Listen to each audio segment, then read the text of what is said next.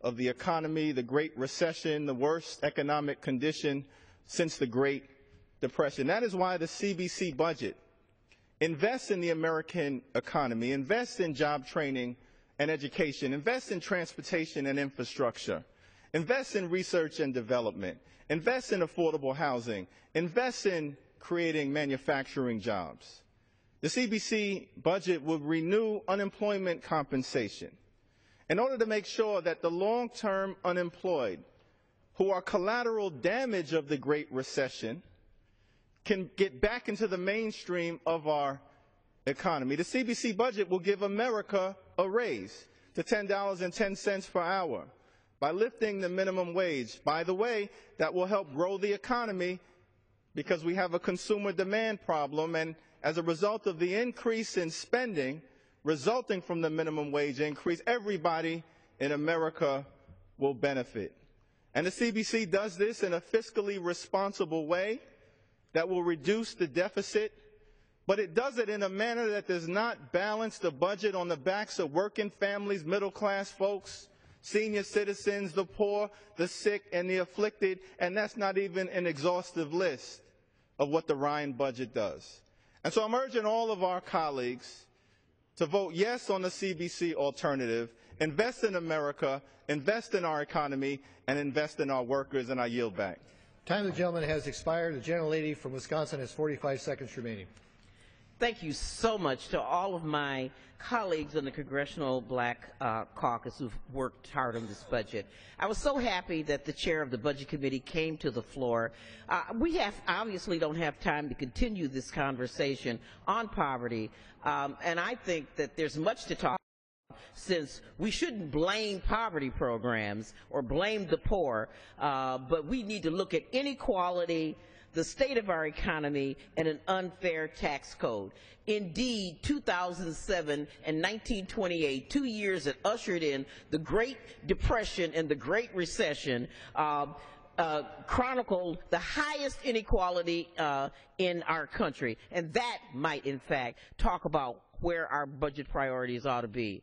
And so with that, I yield back and urge my colleagues to vote for the Congressional Black Caucus budget. The time of the gentlelady has expired. The gentleman from California is recognized for 3 minutes.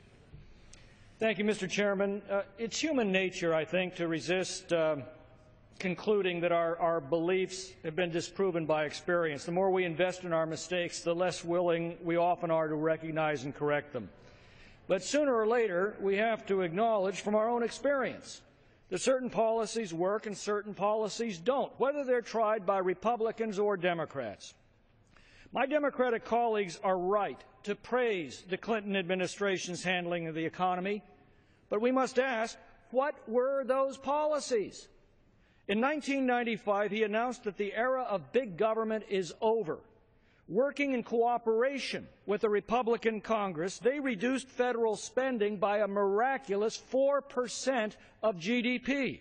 They enacted what amounted to the biggest capital gains tax cut in American history.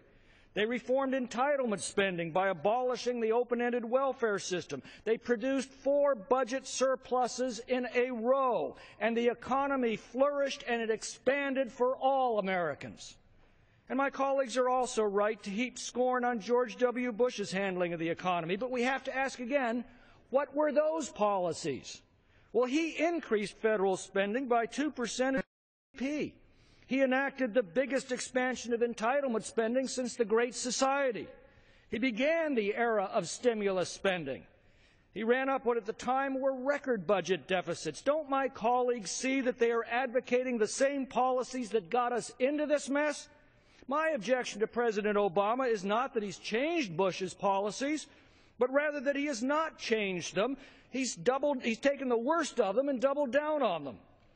The CBC substitute takes us further down this path of debt and doubt and despair. In 1862, Abraham Lincoln sent this message to the Congress, and I think that they are words meant for us today. He said, "The dogmas of the quiet past are inadequate to the stormy present. The occasion is piled high with difficulty, and we must rise with the occasion.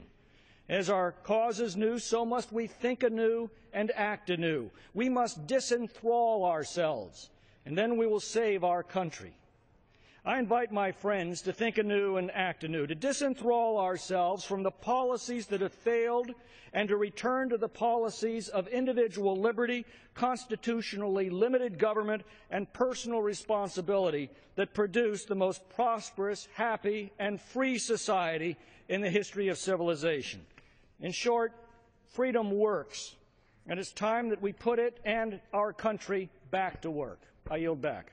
The gentleman yields back his time. All time is expired. The question is on the amendment offered by the gentlelady from Wisconsin. As many as are in favor will signify by saying aye. Aye. Those opposed will say no. Opinion of the chair, the noes have it. The gentlelady from Wisconsin. Thank you, Mr. Speaker. I request a roll call vote. Recorded vote. Pursuant to Clause 6 of Rule 18, further proceedings on the amendment offered by the gentlelady from Wisconsin will be postponed. It is now in order to consider Amendment Number 3, printed in House Report 113-405. What purpose does the gentleman from Arizona seek recognition? Thank you, Mr. Chairman. I rise as the designee of the gentleman from Minnesota to offer Amendment Number 3, the Congressional Progressive Caucus Better Off Budget. The clerk will designate the amendment. Amendment Number 3, printed in House Report Number 113-405, in the nature of a substitute, offered by Mr. Grijalva of Arizona.